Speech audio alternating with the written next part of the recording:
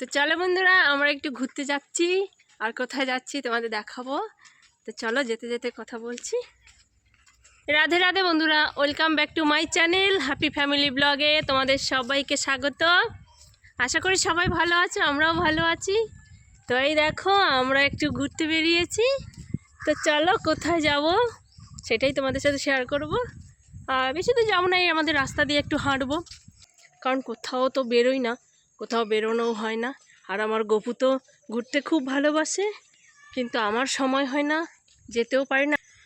তো এখন যেহেতু শীতের সময়, প্রচণ্ড ঠান্ডা পড়ে, আর বেলা পড়লেই ঠান্ডাটা পুরো জেঁকে বসে। রোদ যতক্ষণ থাকে ততক্ষণ ভালো, ঠান্ডাটা কম লাগে। তো সেই টাইমেই ঘুরতে হয়, কারণ না হলে হবে না। তো এখনও যেহেতু বেলা পড়েনি, অনেকটা এই দেখো রোদ আছে এখনও, সেই জন্য আমরা একটু বেলায় বেলায় বেরোলাম ঘুরতে।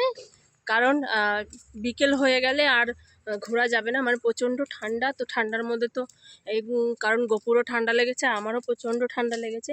আজকে একটু শরীরটা ভালো আছে, তো সেই জন্য তো ভাবলাম একটু ঘুরে আসি, গপুরও ভালো লাগবে। আর তো বেশি দিন নেই, আমরা চলেও যাব এখান থেকে। তো সেই জন্য, আর বোন তো চলে গেছিলো শ্বশুরবাড়িতে, তো সেখান থেকে আবার এসছে, এখান থেকেই যাবে ও। তোমাদের বললাম না যে বোনের ছেলেকে ভর্তি করাবো হোস্টেলে, তো সেখানে পরীক্ষা দিয়ে চলে এসছে। তো রেজাল্ট এখনও বেরোনি, রেজাল্ট বেরোবে কাল। তো রেজাল্ট দেওয়ার পরে ওরা ডেট দেবে, যেই ডেটে সেই ডেটে ভর্তি করাতে হবে। সেই জন্য বোন আবার আমাদের বাড়ি চলে এসছে। তো এইখানে দুদিন থাকবে, তারপরে যাবে। তো সেই জন্য বোনকে নিয়ে বললাম চল একটু ঘুরে আসি। সেই জন্য দুই বোন আর আমার মামার মেয়েটা পুচকু একটা, ওই দেখো, এই যে হাই করে দাও, হাই টাটা করে দাও, টাটা টাটা করো। অনন্যা ওই লজ্জা পাচ্ছে। তো চলো, আর তোমাদের বলেছিলাম যে কখনো যদি এই রাস্তায় যাই তোমাদের সাথে শেয়ার করব। দেখো পুরো এই দেখো মাঝখানে রাস্তা, আর দুদিক দিয়ে পুরো জঙ্গল, মানে পুরো আম বাগানে ভর্তি। দেখো পুরো আম বাগানে ভর্তি, মানে যতটা রাস্তা, মানে যত দূর যাবে পুরোটাই আম বাগানে ভর্তি। সেই জন্য এই রাস্তা দিয়ে খুব একটা মানে মানুষজন যাতায়াত করে, কিন্তু মানে বিশেষ করে মেয়েরা বেশি যায় না এই দিক দিয়ে। আর গেল মানে একসঙ্গে দু তিনজন মিলে যায়, কারণে রাস্তাটা না একটু ভয়ানক রাস্তা, রাস্তা দিয়ে চট করে হাঁটা যায় না, একটু ভয় ভয় লাগে। সেই জন্য তো ভাবলাম যে আমার গপুকে নিয়ে একটু ঘুরে আসি, কারণ এমনি তো ভালো লাগে ঘুরতে, সেই জন্য বোনকে নিয়ে এসছি। আর এইদিকে পুরো মাঠ আছে, জমিতে অনেক কিছু সবজি লাগানো আছে, বাঁধাকপি, ফুলকপি, এখন শীতের যে সবজিগুলো পাওয়া যায় সেগুলো। যাচ্ছি। আর আমার গপু তো বললাম ঘুরতে ভালোবাসে, আমিও খুব ঘুরতে ভালোবাসি।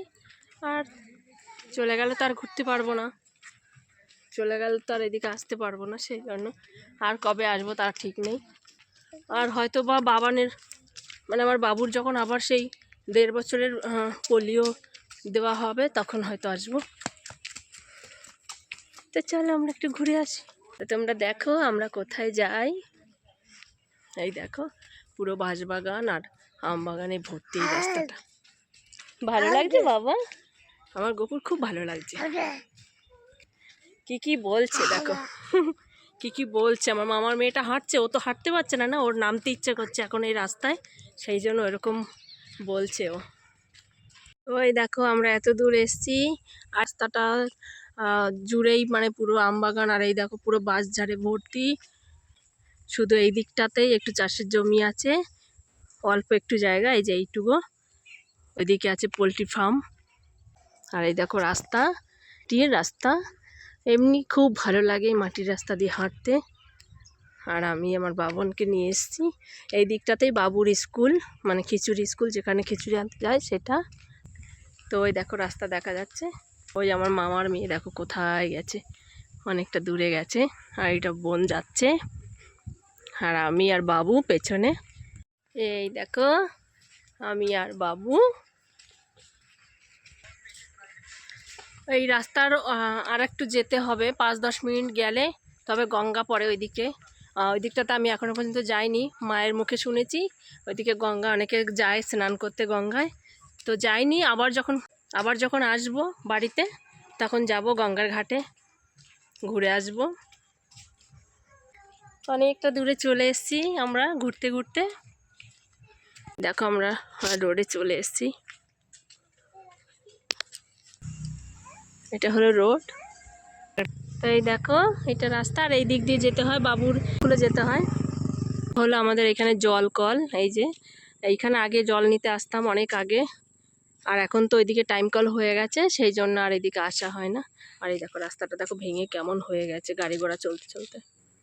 এই দেখো আমরা এত দূরে এসছি, এখন আর যাব না কোথাও। এত দূরে এসছিলাম ঘুরতে ঘুরতে। চলো, ভালোই লাগে, অনেকটাই রাস্তা, কিন্তু এখান থেকে হেঁটে বাবুর স্কুল পর্যন্ত যেতে পুরো পাক্কা আধ ঘন্টা লাগে, মানে আধ ঘন্টার রাস্তা, হাঁটা রাস্তা।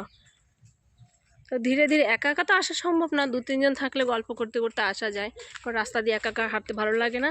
আর দ্বিতীয় কথা, আর এই রাস্তা দিয়ে তো আমি একা কোনোদিনই আসবো না, আমার মায়ের সঙ্গে না হয় বোন আছে বলে তাই এসছি, না হলে আমি কখনোই আসতাম না। তো চলো এখন বাড়ির দিকে যাওয়া যাক। বোন দেখো ওর কাছে যাবে, ওটা রাস্তা আমি কোলে করে নিয়ে এসেছি, তা বোনকে বললাম একটু ধর, আর ও তো বাবু তো কিছুতেই যাবে না ওর কাছে। এখানটায় রোদে হাঁটতে একটু ভালো লাগছে, এবার আম গাছে পুরো ভর্তি, সেই জন্য ছায়া, আর ছায়া দিয়ে হাঁটতে ভালো লাগে না, আমার ঠান্ডা ঠান্ডা লাগে। আর এই দেখো মামার মেয়েটা তো খুব দুষ্টু, মানে দুরন্ত, প্রচণ্ড দুরন্ত। আবার এই যে গাড়ি ঘোড়া আসে একটা দুটো, যদি আবার দৌড় দিয়ে আবার রাস্তার ওদিকে চলে যায় আবার অসুবিধা হয়ে যাবে, সেই জন্য ওর হাতটা ধরে নিলাম। চলো আমরা বাড়ির দিকে যাচ্ছি এখন। অনেকটাই ঘুরলাম, ভালোই লাগছে, মানে অনেক দিন পরে বেরোলে ভালো লাগে। আর চট করে তো কোথাও যাওয়াও হয় না, কোথাও যাইও না, খুব একটা দরকার না ছাড়া কোথাও বেরোনো হয় না, তো সেই জন্য আর অনেক দিন পরে বেরিয়েছি, তো ভালোই লাগছে ঘুরতে। আর আমার ঘুরতে তো খুব ভালো লাগে, মানে যেখানে যাও, আমি বললাম মানে পয়সা দিয়ে কোথাও নিয়ে যাও দূরে কোথাও, আমার সেটার দরকার নেই। কাছে পিঠে একটু হাঁটা চলা ঘুরলে তাহলে আমি খুশি। তোমাদের দাদাভাইকেও বলি যে দেখো আমাকে দূরে কোথাও নিয়ে যেতে হবে না, তোমার তো রবিবারে একটু ছুটি থাকে, তো সানডেতে করে অন্তত আমাকে সপ্তাহে একটু একটু বলো একটু বাজারে বা কোথাও গেলাম একটু হাঁটতে হাঁটতে কাছে পিঠে, তো ভালো লাগে। আমার দাদাভাইকে বলি, ও নিয়ে যায় আমাকে রবিবারে। যদি দেখো প্রতি রবিবার তো ওর দিকটাও তো আমাকে দেখতে হবে, প্রতি রবিবার তো ঘোরা সম্ভব নয়, সেই জন্য মাঝে মধ্যে যাই ঘুরতে দুজনে। আর এখন তো বাবু হওয়ার পরে তো খুব একটা যাওয়া হয় না, কারণ আগে যাই হোক কম বেশি ঘুরেছি, কিন্তু এখন তো বাবু ছোট, এখন তো সম্ভব নয় না, কারণ ও ছোট মানুষ, আমাদের মতো তো সব কিছু তো নিতে পারবে না। তারপরে ধরো গাড়ি ঘোড়া রাস্তা, ও ছোট মানুষ, ও ঠান্ডা লেগে যাবে, ওর অসুবিধা হবে, ছোট বাচ্চা নিয়ে ঘোরাফেরা আমার খুব একটা পছন্দ নয়।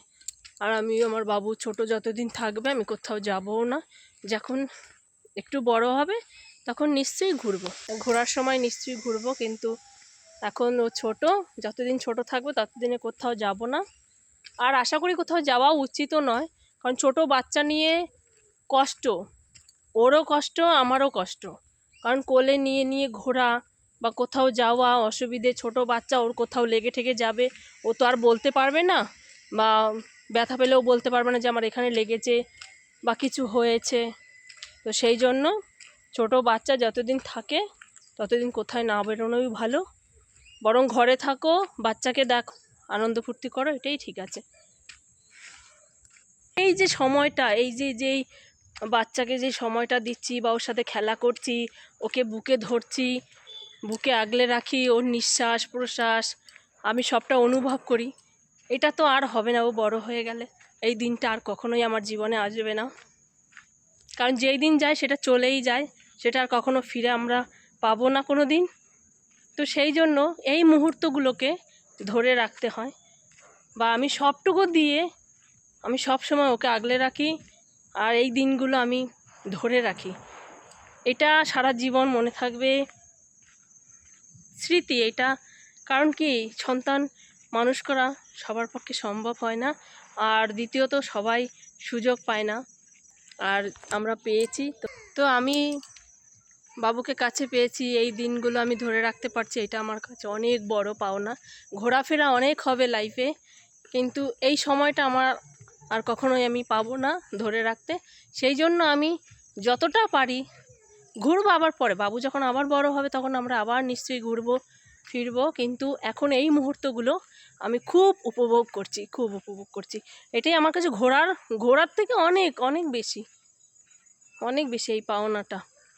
মানে একটা মাতৃ জীবন কখন সার্থক হয়, যখন সেই বাচ্চা ছোট থেকে লালন পালন করছি, নিজের হাতে খাওয়ানো, নিজের হাতে স্নান করানো, ঘুম পাড়ানো, গান গাওয়া, ওকে নিয়ে ঘোরা, ওকে সময় দেওয়া, এই যেই প্রতিটা মুহূর্ত, এটা আমার কাছে অনেক বড় পাওনা, অনেক বড় পাওনা। এর জন্য আমি ভগবানের কাছে কৃতজ্ঞ যে আমার নারী জীবন সার্থক হয়েছে। কারণ একটা গাছে ফুল না ফুটলে সেই গাছটা কখনো, তার জীবনটা কখনো সার্থক হয় না। তো সেই রকমই আমাদের মেয়েদের জীবনও সেরকম। সন্তান গর্ভে ধারণ করা, একটু একটু করে নিজের মধ্যে বড় করে তোলা, এটা সবাই পারে না, কিন্তু চাই পৃথিবীর প্রত্যেকটা মেয়ে এই অনুভূতিটা সবাই করুক, এই অনুভবটা, তবেই না বুঝতে পারবে, তবেই ভালো লাগবে। তো ওই জন্য আমি সবটুকু দিয়ে চাই, আর আমার জীবনটা সার্থক হয়েছে, আমার নারীর জীবনটা সার্থক হয়েছে।